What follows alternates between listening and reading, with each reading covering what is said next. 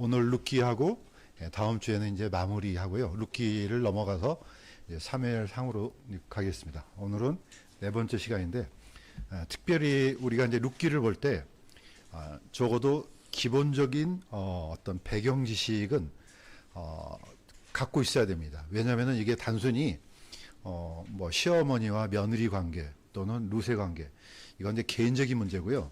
하나님께서는 이 사람들 사이에 있는 관계를 통해서 사실은 아버지 하나님과 예수 그리스도와 교회와 여러 가지 이게 관계를 이 안에다가 심어 놓으신 것을 우리가 볼 수가 있습니다. 그 중에서도 가장 기초적인 배경 지식이 뭐냐?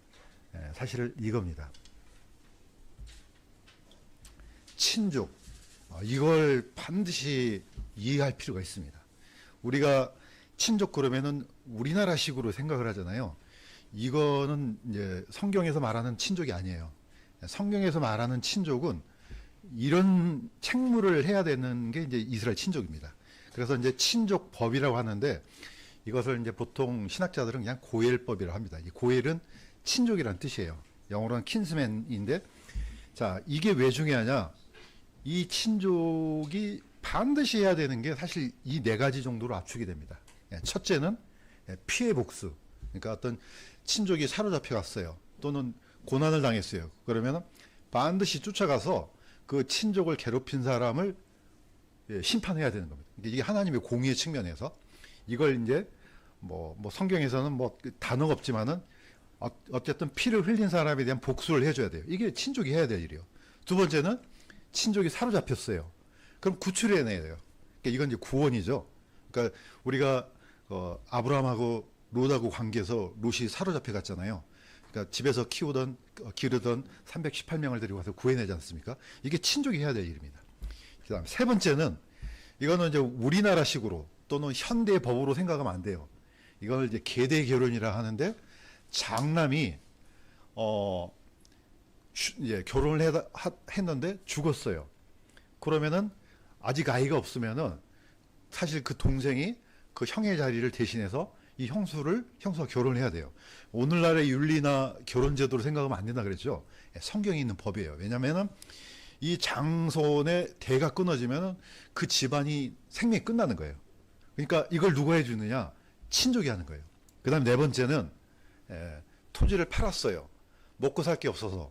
그러면 이걸 누가 갚아주느냐? 친족이 하는 거예요. 그래서 총 네 가지로 우리가 요약을 할 수 있습니다. 그래서 피해 복수는 이건 하나님의 공의의 실현이고요. 두 번째 친족을 구출하는 건 이건 뭐 구원이죠. 계대 결혼은요 생명이 끊어지지만 안 되죠. 이게 생명에 관한 거고요. 마지막에는 회복에 관한 겁니다. 그래서 이 네 가지의 기본 지식을 갖고 이 룻기를 살펴봐야지 룻기가 이런 말씀인구나 하고 이렇게 생각할 수 있습니다. 특히 룻기에서는 두 가지가 나오죠. 물론 다 연결이 되어 있지만은 우리가 이제 뚜렷하게 눈에 보이는 것은 두 가지입니다. 계대 결혼하고 토지 속량입니다. 자, 바로 쫓아가 보도록 하겠습니다. 자, 룻기의 배경 다시 한번 봅니다. 이거는 레위기하고 신명기에 있는 말씀인데 레위기 25장 23절 24절 이거 같이 한번 읽겠습니다. 시작. 땅을 영원히 팔 수 없나니 땅은 내 것이니라. 너희는 나그네요 나와 함께 머무는 자니라. 너희 소유의 모든 땅에서 너희는 땅을 무르는 것을 허락할지니라. 자, 밑에도 한번 읽어보겠습니다. 신명기 25장 6절 시작. 맏아들이 죽은 그의 형제 이름을 잊게 하여 그의 이름이 이스라엘에서 끊어지지 않게 할 것이니라. 이건 다 율법이에요. 오늘날하고는 뭐 이런 괴상한 법이 있어 이렇게 하면 안 돼요. 이거는 율법이에요, 율법. 자, 땅을 무르다 이 말을 요즘 사람들이 잘 안 쓰죠. 잘 안 쓰는 것 같아요. 뭐 물려주다, 무르다. 굉장히 요즘에는 좀 안 쓰는 것 같아요. 그러니까 영어로는 리뎀션이라고 나와요. 그러니까 뭔가를 대속한다는 뜻이거든요. 그러니까 원래 이스라엘은 이미 여호수아가 땅을 다 나눠줬잖아요. 그러니까 각 지파한테 땅이 다 떨어졌어요. 그러니까 이 땅의 경계석을 옮기면 안 돼요. 그 다음에 또 떨어진 그 지파에서 각 그 가문한테 땅을 다 줄 거 아니에요. 땅을 다 줬어요. 이거는 하나님께서 어떻게 보면 주신 거기 때문에 땅을 사고 팔 수는 없어요. 자, 여기서 얻는 우리 교훈은 뭐냐? 모든 소유가 다 하나님의 것이에요. 그냥 잠시 맡겨준 거예요. 그러니까 우리의 모든 소유는 하나님께서 허락하셔서 잠시 우리가 지금 관리하고 있구나 이렇게 생각해야지 내 것은 없는 거예요. 성경에서는 분명하게 얘기를 해요. 아무것도 너희 것은 없어. 그냥 하나님께서 잠시 맡겨두신 준 거야. 그러니까 그걸 잘 관리해야 돼. 그러니까 어떻게 보면 우리는 모든 사람들은 하나님 앞에 어떤 집사의 어떤 직분을 갖고 있는 겁니다. 각자마다. 어쨌든 자, 땅은 팔면 안 돼. 그럼 뭐 하느냐? 사고 파는 것은 전부 다 뭡니까? 땅의 이용권을 사고 파는 거예요. 뭘 땅을 산다 그 말은 땅을 이용할 수 있는 권리를 팔았구나 이렇게 생각하면 돼요. 실질적으로 땅은 팔리고 그런 게 아니거든요. 자, 두 번째는 똑같습니다. 맏아들이 죽었어요. 그러면은 그 가문이 끊어지면 안 되기 때문에 가장 가까운 친족이 그 역할을 대신해서 생명을 이어줘야 되는 거예요. 오늘날 같으면은 이거는 세상에 이런 법이 어디 있어? 그렇지만은 성경에 있는 법이에요. 자, 룻기의 배경은 이 두 가지를 갖고 쫓아갑니다. 자, 그러면은 사실 전체 맥락에서 보면은 정확하게 이 친족이 누구냐, 사실 누구를 바라보게 하느냐면은 사실 예수님을 바라보게 합니다. 자, 한번 보시겠습니다. 지금 우리가 지금 보고 있는 여기서는요, 61페이지에서 이걸 한 단락을 다 나눌 수가 없습니다. 이거 물건으로 지면 또 한 달 걸려요. 그래서 1시간 안에 다 끝내겠습니다. 대신에 69페이지까지를 요약해서 말씀을 드리겠습니다. 자, 친족과 예수 그리스도. 우리는 이제 사복음서에 예수님의 행적이 나옵니다. 자, 예수님께서 드디어 침례를 받으시고 가장 먼저 간 데가 사실 어디냐? 사실 나사렛이에요. 순서적으로 보면 그렇습니다. 이제 드디어 예수님이 공생의 이제 사역을 시작합니다. 그때 어디로 가시냐? 나사렛으로 올라가세요. 그러면서 나사렛에서 가서 이사야의 글을 읽어요. 이거는 사람들이 잘 모르는데 이게 사실 뭐냐? 친족과 관련된 겁니다. 친족의 의무를 행사하기 위해서 예수님이 자기가 태어났던 고향으로 가셔서 이 말씀을 읽는 거예요. 자, 밑에 있는 그림은 시나고그인데 보면 분위기가 어떻습니까? 교회 분위기가 비슷하잖아요. 그러니까 아마 어떻게 보면 교회의 어떤 문화가 이런 쪽에서 오지 않았나 생각이 들어요. 약간 비슷합니다. 천주교하고는 전혀 틀려요. 자, 이때 여기서 시나고그에서 가장 중요한 게 뭐냐면은 성경을 읽는 거예요. 우리는 뭐 이런 식으로 설교를 하잖아요. 그보다도 먼저 성경을 읽는 게 정해져 있어요. 그러니까 예수님이 아신 거죠. 그냥 예수님이 알아서 그냥 자, 책 갖고 와봐. 이사야 펴봐. 이게 아니고 이미 정해져 있는 거예요. 올라가셔서 딱 펴신 부분을 읽으신 거예요. 자, 누가복음 4장 16절에서 19절 이거 같이 한번 읽겠습니다. 시작. 그분께서 자기가 태어난 나사렛에 가사 나를 보내신 것은 마음에 상한 자를 고치며 포로된 자에게 구출을, 상처 입은 자들을 자유롭게 하며 주의 받아주신 애를 선포하게 하려 하심이라 하였더라. 선언하셨죠. 그 다음에 이 말씀이 너희 귀에 응하였다 이렇게 합니다. 이거는 친족의 의무를 선포한 겁니다. 자, 하나님께서 나를 보내신 것은 바로 이렇게 친족이 포로가 됐는데 어떻게 하느냐? 구출해 주려고 왔다 이거예요. 그러니까 이스라엘은 이 의미를 알아차렸어야 돼요. 그런데 전혀 알아먹지 못합니다. 오히려 어떻습니까? 예수님을 죽이려고 그 낭떠러지기로 끌고 와서 죽이려고 했습니다. 자, 예수님은 이 고엘법을, 이스라엘에 있는 고엘법을 선포하시고 드디어 그때가 왔다 이렇게 했는데 전혀 알아먹지를 못했습니다. 안타깝게도. 자, 다시 룻기로 돌아가겠습니다. 자, 그렇다면 나오미는 어떤 희망을 붙들었느냐? 사실 나오미가 소식은 들었어요. 베들레헴 유다에 양식이 생겨났다는 걸 들었어요. 자, 듣자마자 움직이죠. 움직인 이유가 왜 움직이겠어요? 아니, 나오미가 돌아가면은 누가 밥을 줍니까? 떡을 줍니까? 아무도 안 줘요. 그런데 왜 이걸 희망으로 알고 들어갔냐 이거죠. 그거는 이 법 때문에 그래요. 뭐냐? 떨어진 이삭. 이건 제가 읽겠습니다. 레위기 13장 22절. 너희가 너희 땅에 수확물을 거둘 때 너는 내 밭모퉁이를 수확하면서 깨끗이 거두지 말고 내 수확물에 떨어진 이삭을 줍지 말고 가난한 자와 나그네를 위하여 그것들을 남겨둘지니라. 나는 주 너의 하나님이니라. 자, 나오미가 희망을 발견한 것은 뭐냐면은 가면은 나한테 식량을 주겠다 이게 아니고 뭐합니까? 사람들이 보리를 벨 때 뭐하느냐? 이삭이 떨어질 거 아니에요. 그 떨어진 이삭은 주인이 가져가지를 않습니다. 그거 누가 해요? 나그네들, 가난한 자들, 과부들이 와서 주어요. 예, 밑에 있는 것은 밀레 이삭 죽기라는 그 그림이에요. 딱 보시면 아시겠지만은 이 여인은 일꾼들이 아니에요. 저 뒤에 있는 사람들이 진짜 일꾼들이에요. 저 멀리 보이잖아요. 수많은 사람들이 막 그 거두고 막 그 하잖아요. 이러는데 이 여인들은 그 일꾼이 아니고 가난한 자들이에요. 와서 떨어진 이삭을 줍는 거예요. 프랑스에서도 이런 들판이 있는지 모르겠지만 이거는 정확하게 성경에 있는 거하고 똑같습니다. 그러니까 오히려 또 하나님께서 법으로 보리를 벨 때 다 베지 말고 귀퉁이를 남겨놓으라 그러잖아요.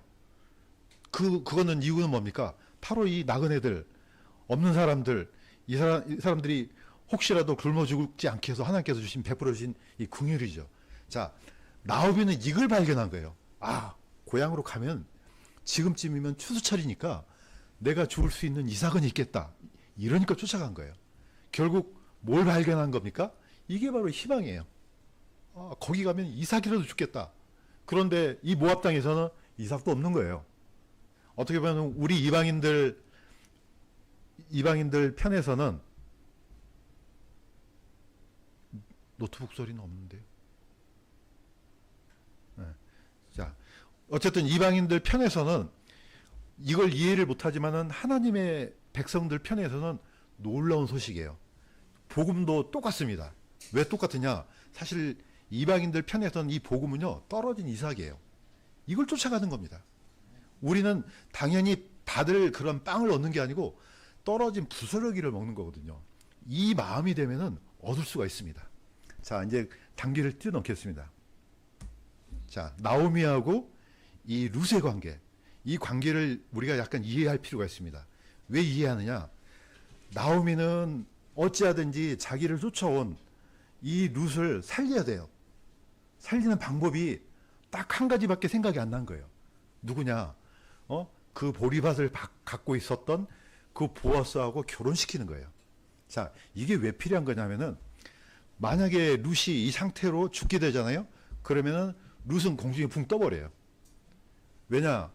나오미가 가지고 있는 그 혹시 팔았던 밭이든 갖고 있던 밭은요, 누구한테 떨어집니까? 가장 가까운 친족에게 가요. 왜냐면 아들도 없죠. 말론도 죽었죠. 기드론도 죽었죠. 없는 거예요. 그러면 법에 의하면 가장 가까운 친족에게 이 땅이 가기 때문에 나오미는 아무것도 받지를 못해요.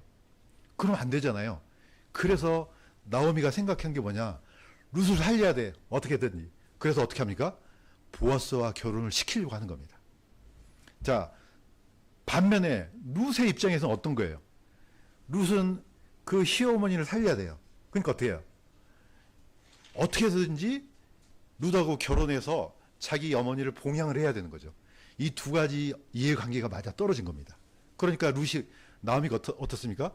보아스의 타작마당에 가서, 이제 오늘날은 뭐 그런 일은 없지만 옛날에는 이런 게 있었어요. 타작하기 전에 이 보리 더미를 이렇게 쌓아놓으면은 도둑들이 설쳤어요. 그러니까 몰래 가져간단 말이에요. 그러니까 지켜야 돼. 보아스는 혹시라도 모를 그런 일을 방지하기 위해서 그 들판에 있는 쌓아놓은 그 보리 자락 옆에서 잠을 잔단 말이에요. 그러니까 어떻습니까? 어머니가 가르쳐 주죠. 보아스가 분명히 자고 있을 텐데 그의 발을, 이불을 걷어내라는 거예요. 그럼 어떻습니까? 잘 아시는 것처럼 밤에 자다가 이불이 발을 걷어 있으면 추우니까 깨울 거 아니에요. 이걸 이용한 거죠. 자, 어머니 말대로 드디어 룻이 그 야밤에 들어가서 보아스의 이불을 걷어서 발을 드러냈습니다. 그러니까 중간에 깰 거 아니에요. 딱 껴서 보니까 누가 보여요? 웬 여자가 딱 하니 쳐다보고 있어요. 아마 심장이 좀 약했으면 아마 기절했을 것 같아요. 이걸 이용한 거죠. 이때 룻이 어떻게 합니까? 나는 당신의 여종 룻이오니 당신의 옷자락으로 당신의 여종을 덮으소서, 이렇게 얘기를 합니다. 이건요, 청혼이에요. 어떤 청혼이냐? 목숨을 건 청혼이에요. 왜냐? 이게 정상적인 게 아니에요. 이스라엘에서는 여자가 남자한테 청혼한 거 이거 없어요. 불가능한 일이에요. 다 뭡니까? 중매결혼이에요. 다 보고 저 사람 집안 살피고 해서 이렇게 결혼을 맺는 거예요. 이거 큰일 날 일이에요. 잘못하면은 도둑으로 몰려서 큰 낭패를 당하는 그런 상황이죠. 그런데 보아스는 뭘 읽어냈습니까? 이 룻의 청혼의 의미를 알아차린 거예요. 지금 룻은 먹고 살기가 힘드니까 자기랑 결혼해서 잘 먹고 이게 아니에요. 시어머니를 위해서 이 희생을 치른다는 걸 알았단 말이에요. 다 알고 있다. 룻이 어떤 사람인지 그 베들레헴은 다 알고 있다. 이렇게 얘기를 해줍니다. 자, 그래서 이게 성사가 됩니다. 근데 계대 결혼에 있어서 가장 가까운 친족이 우선이 돼야 돼요. 이걸 해결하려고 드디어 보아스는 이제 드디어 유다 성문에 올라가 가지고 그 얘기를 하지 않습니까? 자, 이 역학관계를요 이해를 해야지 하나님께서 룻기를 통해서 무슨 얘기를 하려는지 우리가 깨우칠 수 있어요. 안 그러면 이게 그냥 단순히 그냥 효심 있는 며느리 이런 정도밖에 우리가 못 깨우치거든요. 자, 누구 얘기입니까? 자, 보아스는 사실 어떤 사람이냐? 룻기에 보면은요, 보아스는 이런 사람이에요. 보아스는 이제 나오미하고 룻과의 관계, 그 다음에 무엇을 결단합니까? 아, 이제 룻하고 결혼을 해야 되겠구나. 그런데 단 한 가지는 가장 가까운 친족이 걸려 있어요. 이거는 우선권이 친족한테 가는 거예요. 그래서 나오미의 밭을 대사 주는 거, 또 그것을 대속해 주는 거는 맞는데 한 가지 더 해야 된다. 이미 말론이 죽었지 않느냐, 장남이. 그러니까 나오미하고 결혼해서 그 대도 이어줘야 된다. 이렇게 합니다. 룻기 4장 5절 이거 제가 읽겠습니다. 네가 나오미의 손에서 그 밭을 사는 날에는 그 죽은 자의 상속 재산을 위하여 그의 이름을 일으켜야 할지니라. 두 가지를 다 해야 된다는 거예요. 그러니까 가까운 친족이 생각을 했죠. 뭐 그 땅을 대사 주는 거, 고엘법을 해주는 거, 뭐 이것까지는 할 수 있어. 그런데 룻하고 결혼을 하면 어떤 일이 생기느냐? 이거는 가문이 어디로 이어지냐면은 엘리멜렉, 말론 이렇게 이어져요. 그러니까 결국은 상속에 문제가 생겨요. 자기한테. 친족은 이거는 못하겠어 내가. 어차피 내가 가만히 있어도 내가 가장 가까운 친족이니까 그 땅이 내 땅이 될 건데 뭐라고 이렇게 복잡한 문제를 일으키겠어. 이걸 거절해버립니다. 그러니까 보아스가 드디어 결정을 해요. 사실 핵심적인 건 이겁니다. 그 죽은 자의 상속 재산을 위하여 그의 이름을 일으켜야 한다. 이 말은 결국은 보아스는 사라지는 거예요. 이걸 이해를 할 필요가 있어요. 자, 우리는 생물학적으로는 당연히 보아스의 아들 이렇게 떨어지잖아요. 생물학적으로는. 그런데 법적으로는 어떻게 하냐? 엘리멜렉, 말론 이렇게 이어져요.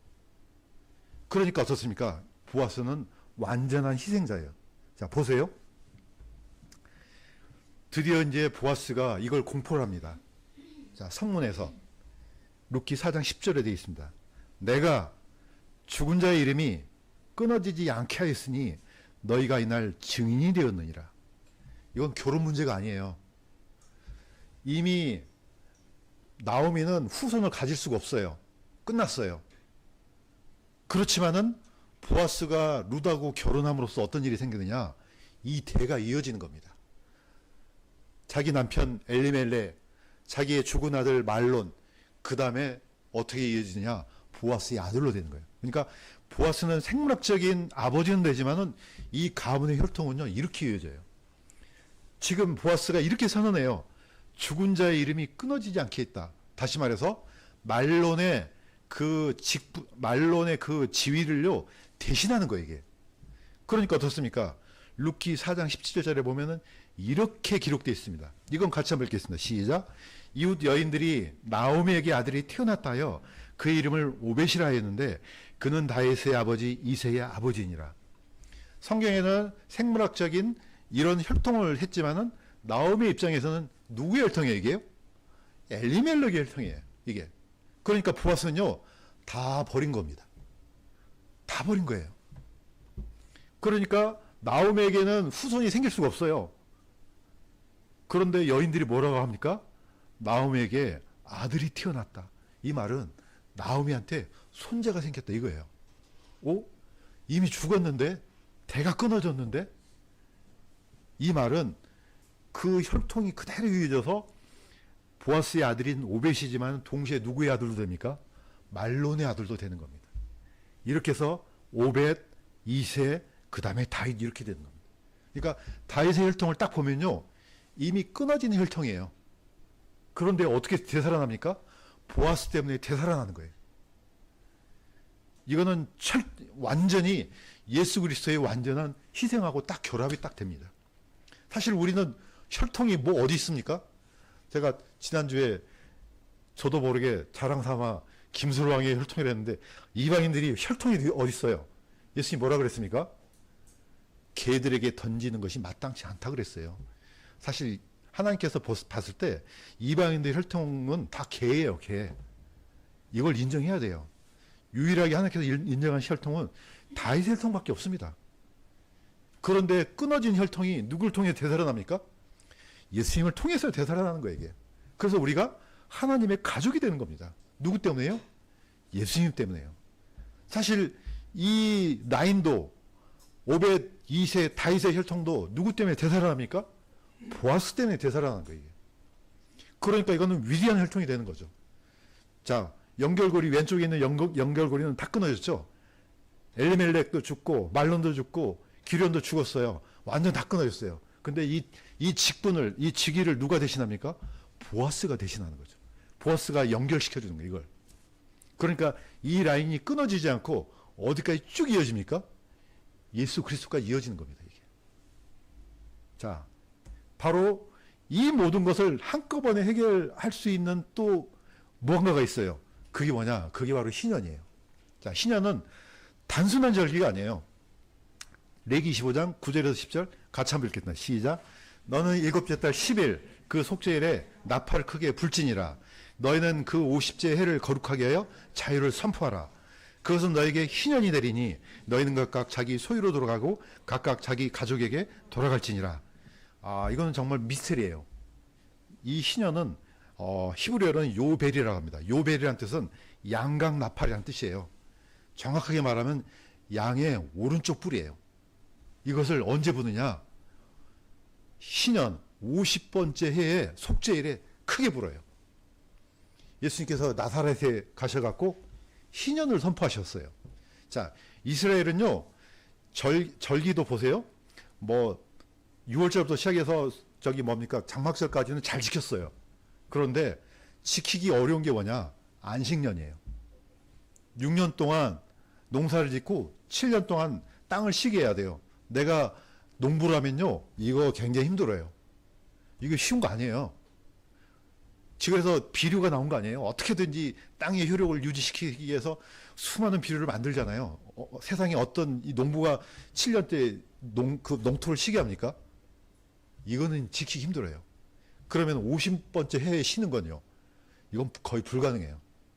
내가 보니까 성경을 아무리 찾아봐도 이 해를 지켰다는 게 없어요. 그러니까 한 번도 지킨 적이 없는 거예요. 유대인들은 7년 안식년도 안 지키고요, 50번째 희년도 안 지켰어요. 언제 선포가 됩니까? 예수님께서 오셨을 때 선포가 돼요. 그러면 이 희년이 누구를 얘기하는 겁니까? 예수 그리스도를 얘기하는 거예요. 예, 이때는 뭡니까? 뭐 그동안에 뭐 사고 팔고 뭐 땅을 팔고 뭐하고 아무 상관없어요. 희년이 딱 되면은 전부 다 리셋되는 겁니다. 요즘 많이 말하죠, 리셋. 예, 세상도 리셋 시키려고 하잖아요. 하나님의 리셋은 희년이에요. 예수님께서 오시는 순간 다 끝나는 거예요. 혹시라도 그럴 일은 없겠지만 이것도 잘못 생겨갖고 누구한테 돈을 왕창 빌려갖고 예수님께서 오시면, 진짜 그런 사람이 있었어요. 옛날 1992년에 이거 진짜 92년 10월 28일 오실 줄 알고 막 빌려가지고 은행에서 빌리고 다 돈 빌리고 다 쓰고 그날 오시니까 다 끝내겠다 한 사람이 있어요. 어쩌면 하나님께서 이 약한 의도를 아시고 안 오셨을지도 모르지 않나 생각이 들어요. 어쨌든 희년은 그런 거예요. 언제 오실지 몰라요. 이때가 되면은 혹시 몸이 아파서 곧 죽을 것 같은 사람, 아니면은 해도 끝에 평생 갚아야 될 돈이 있는 사람, 얼마나 종류가 다양하겠어요. 어떤 사람은 종이 되었던 사람, 어떤 사람은 앞을 못 본 사람. 희년이 딱 되면요, 모든 게 다 리셋됩니다. 그때는 모든 것이 다 회복돼요. 그게 바로 예수 그리스도의 오심입니다. 예. 그분께서 오시면요, 모든 게 다 해결돼요. 더 이상 병든 자도 없고, 암으로 고통받는 자도 없고, 혹시라도 돈 못 갚아서 그냥 그 고통받는 사람, 이거 없어집니다. 그래서 희년은 너무 중요하기 때문에 이 날은 양의 오른쪽 뿔로 나팔을 만들어서 불어요. 예. 그것도 언제요? 속죄일에 50번째. 그래서 성경에는 항상 50이라는 숫자가 많이 나오지 않습니까? 기억해 보세요. 50이라는 숫자가 나온 게. 오순절.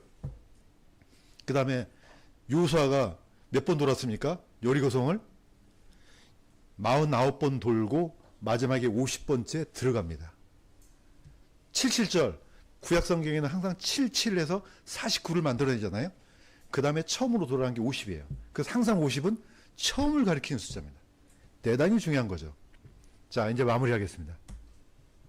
그러면 우리는 언제 끝납니까? 아까도 얘기했던 것처럼. 자, 룻과 보아스 두 사람의 관계는요, 굉장히 미스테리한 관계입니다. 왜냐? 룻은 출신지가 어디입니까? 모압이에요. 하나님 회중에 절대로 들어갈 수 없는 존재예요. 우리 이방인은요, 뭐 혈통이 왕족이건 뭐든 상관없어요. 하나님 회중에 못 들어가요. 뭐 영국 왕이든 뭐 미국 대통령이든 세상에 뭐 기가 막힌 혈통이라도요, 하나님 회중에 못 들어가요.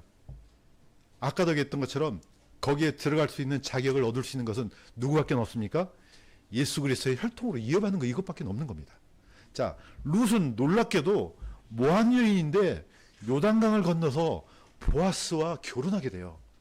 이건 단순한 결혼이 아니고 혈통이 이어지는 겁니다. 끊어졌던. 똑같습니다. 교회도, 특히 이방인 교회, 이건 불가능한 거예요. 예수 그리스도와 결혼함으로써 이 혈통이 이어지고 모든 게 다 회복되는 겁니다. 요한계시록 19장 6절에서 7절 같이 읽겠습니다. 시작. 할렐루야. 주 하나님 곧 전능하신 분께서 통치하신도다. 우리가 기뻐하고 그분께 종기를 돌릴지니 어린 양의 혼인잔치가 이뤘고 그분의 아내가 자신을 예배하였도다. 놀라운 사실이죠. 어린 양의 혼인잔치가 이르렀다. 이거는 그리스도와 교회의 진짜 결혼이에요. 이렇게 되면 이게 다른 말로 뭡니까? 이게 부활이에요. 부활. 옛날 말로 휴거, 부활. 이러면 이제 드디어 혼인잔치가 열리죠. 그러면 뭐가 전부 다 해결되느냐? 피해 복수. 하나님께서 심판하시잖아요. 우리 억울했던 모든 것들 다 갚아주세요. 계대 결혼. 이건 오늘날 그 결혼하고 이렇게 생각하면 안 돼요. 이거는 우리의 끊어진 생명이 이어진 결혼이에요. 이건. 예, 친족 구출. 혹시 세상에 수많은 고통과 고난 속에 있던 사람을 다 구출합니다. 부활되는 순간 다 구원받아. 이건 구원이 아니고 아예 그냥 영화로운 몸으로 이렇게 변하는 거죠. 토지 속량 혹시 뺏겼던 것도 다 회복됩니다. 그래서 친족의 모든 의미가 예수 그리스도께서 오심으로 다 해결되는 겁니다. 사실 이걸 비추는 거울이 뭡니까? 룻기입니다. 저는 룻기가 너무 미스테리하더라고요. 그냥 단순한 결혼 문제가 아니에요. 단순한 어떤 이 나오미하고 룻의 관계가 아니고 놀라운 하나님의 계획을 이 안에다 다 심어 놓으신 거예요. 자, 이제 다음 주에는 그 마무리를 하겠습니다. 자, 그래서 오늘 우리가 보아스를 볼 때 그 뒤에 계신 예수 그리스도를 봄으로써 언젠가 우리도 룻과 같은 존재가 보아스와 결혼하는 날, 예수 그리스도와 결혼하는 날 그 영광의 기쁨이 있을 줄로 믿고 이 험난한 세상을 잘 이겨내시기를 주님의 이름으로 간구드립니다.